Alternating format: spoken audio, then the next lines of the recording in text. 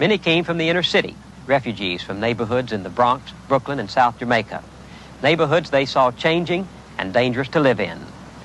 These people saved their money and made their escape to what they called the last frontier in New York City, to Rosedale, to what they hoped would be a safe and quiet life. In the early 1970s, a few middle-class black families with very much the same idea in mind began to move to Rosedale, too. The whites saw their coming as a threat, the forerunner of more blacks bringing crime, blight, and poor services they had witnessed in other neighborhoods in the city, and the peace of Rosedale was shattered. In 1971, a score of men and teenage boys using axes and picks nearly destroyed a house reportedly bought by a black man married to a white woman.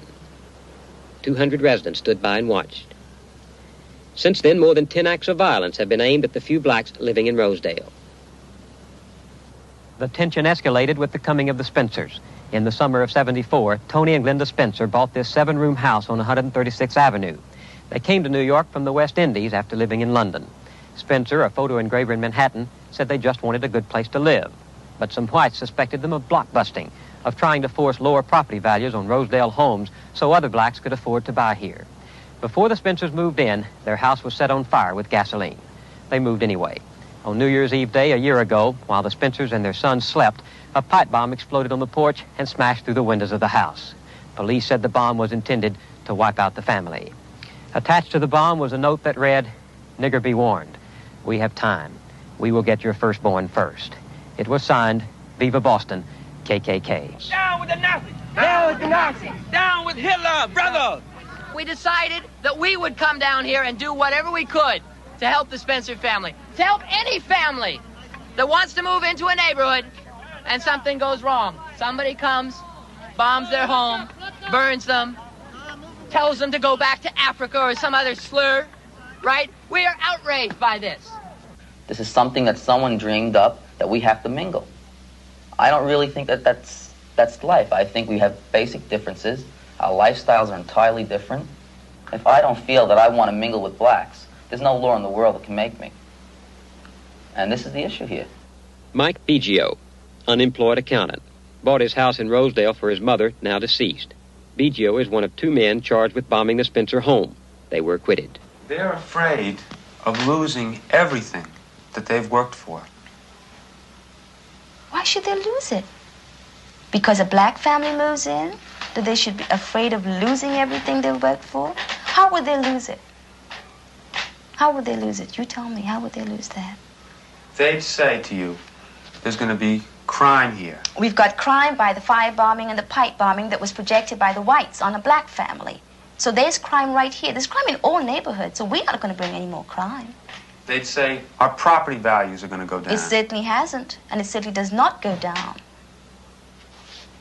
They'd say my daughter is going to be mugged in school. My wife is going to be raped by a black person. Vice versa. That's going on before we got here. That could easily happen to anybody, blacks or whites. I mean, nobody wants this for themselves, whether it's a white family wants their children to be raped, black families wants their kids. Who wants that? Both sides in Rosedale are frustrated because they believe the scales are tipped against them.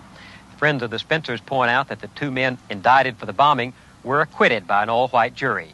The frustrations compound, the tragedies add up, and confrontation spills beyond the ability of people to communicate. It spills into the darkest passions, it spills into the streets, and more frightening than all, it spills into the next generation.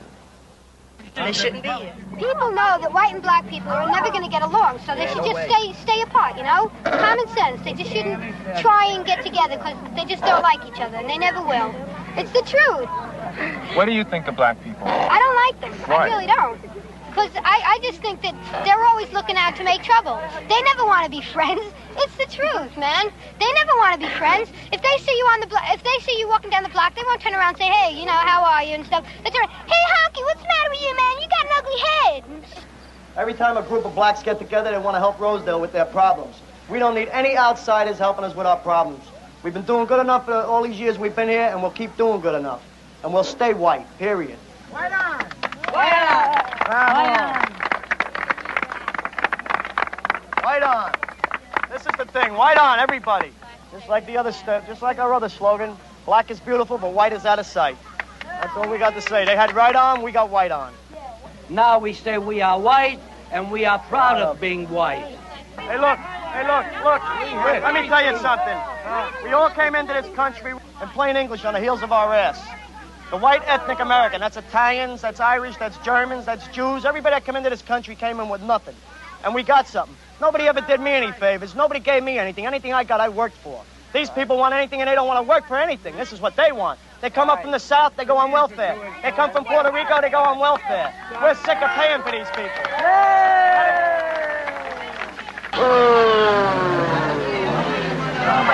Go home with the kids, son.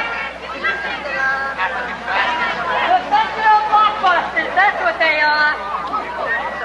I hate niggers. Turn back on slowly. Let's get back to mama.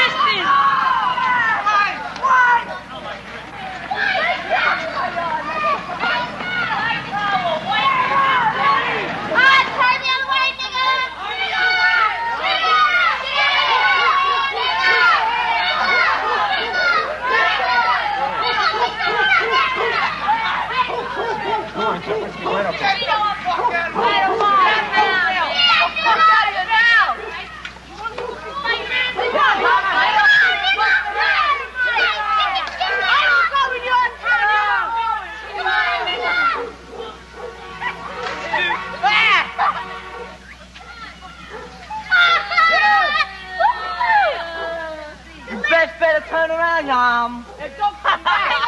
Don't come back. Don't come back. There's a new boy running with him now. Come on, Yum. We were riding down this block, and these white people start saying, "Get out of here, niggas. You know, get out of my neighborhood. Don't come to this neighborhood." And then they start hitting on her. Throwing rocks and everything else. Throwing rocks. Because we were in their neighborhood. We went on a bike hike to McDonald's. We didn't mean to bother anybody. We had a nice we saw a parade, we saw a gathering, so we went down there to see what was happening. All right. I mean, we didn't bother anybody. We weren't looking for trouble. I never even know people around here were like that. I've never experienced anything like this in my life. What happened to you? Nothing happened to me, but this little boy, short boy about my size, or little short, had picked up a rock, and he was in the front of all these tall honkies. But he threw the rock. He tried to hit my sister, but he almost hit me about that much away from me. And I was sure wish he had hit me with that rock. I would pick up the rock right next to me and hit him right dead in his face. They always say niggas are doing everything.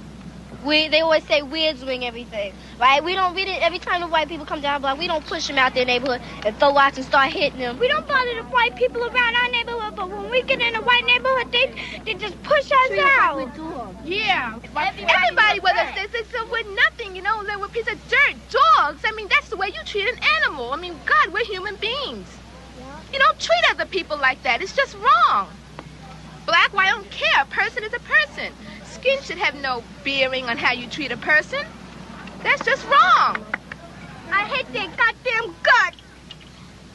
You don't hate Speak. them. I can't say that I hate them. I can't say that it's totally the kids' fault. I mean, I'm sure their parents had some bearing on the way they feel and everything else. I think it's just the system. I don't know. I can't say that I hate them because I don't hate anybody. Do you forgive them? No. No. Can't take back no hurt. But they gonna always do that. They always spit on us like we some dogs. They always gonna spit back on them. Ain't nothing gonna change.